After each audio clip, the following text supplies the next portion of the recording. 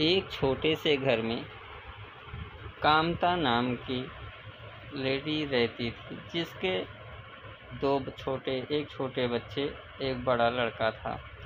कामता की पड़ोसन वो बहुत ही चंचल थी, मतलब कामता को बहुत परेशान किया करती थी।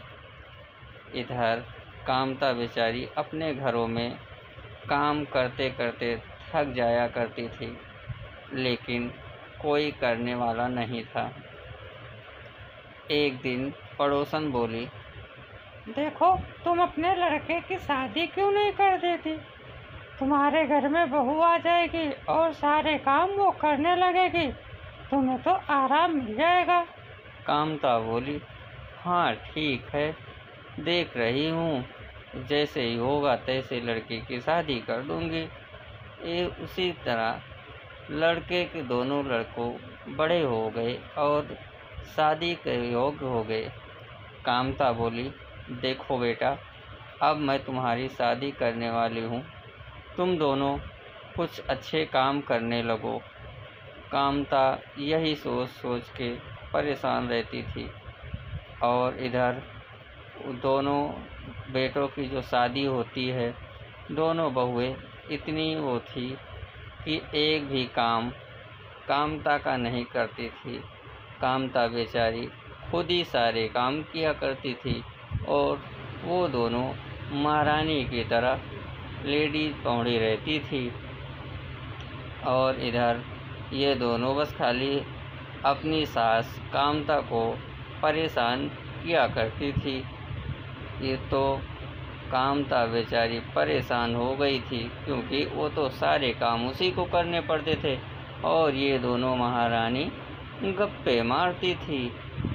ये दोनों बेडरूम में बढ़िया रेस्ट कर रही थी, क्योंकि काम तो इन्हें करना नहीं था। इसी तरह ये दोनों बढ़िया बातें किया करती थी, इधर उधर की घुमाओ फिराओ। देखो, अब मैं तो इस घर का कोई भी काम करने वाली हूँ नहीं, सारे काम खुद ही करना पड़ेगा। कामता बेचारी अपने घरों में ही दोनों बहुओं से परेशान हो गई थी, क्योंकि दोनों उन्हीं से काम कराती थी, खुद तो एक भी काम नहीं करती थी। कामता बोली, देखो, अब मेरी उम्र हो गई है, अब मुझसे काम नहीं होता, तुम दोनों को करना पड़ेगा। इधर दोनों मन ही मन सोचने लगी, अब तो सारे काम हमें ही करने पड़ेगी, अगर ये नहीं करेगी तो। बहू बोली, देख बुढ़िया, मैं तो कोई काम करने वाली हूँ नहीं, तुम्ही को करना पड़ेगा, अगर रहना है तो करना पड़ेगा। अब कामता भी क्या करती, कामता तो परेशान वैसे ही थी। वो बोली, ठीक है, कोई बात नहीं, मैं ही सारे काम कर लूँगी, तुम दोनों रहने दो करने को। कामता बेचारी खुद ही अपने काम करने लगी और ये दोनों महारानी राज से बढ़िया अपने घर में ही ऐश करती थी। खड़े खड़े कामता से जबान लड़ाती, कामता को रोज डांट और फटकार लगाया करती थी। कामता बोली, देखो, अब मेरी उम्र हो गई है, मुझसे कोई काम नहीं होता।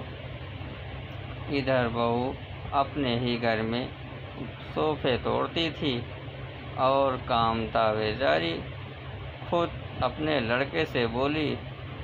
इधर दोनों बहू आए दिन कामता को बहुत परेशान किया करते थे, कोई भी काम कामता के बिना नहीं होता था।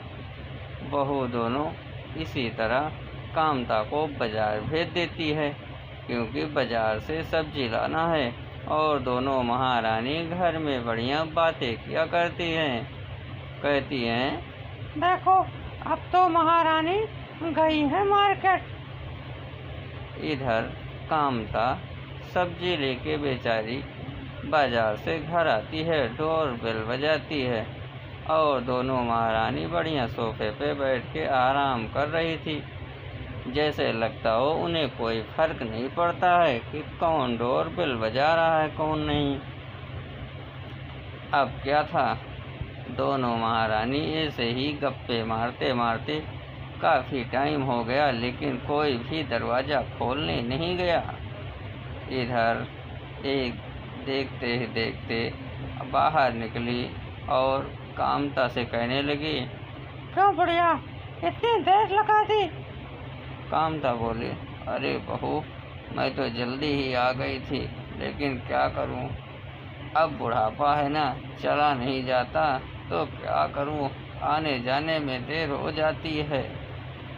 बहू बोली, चलो कोई नहीं, अब तुम काम बूत कर लो, मैं सोने जा रही हूँ।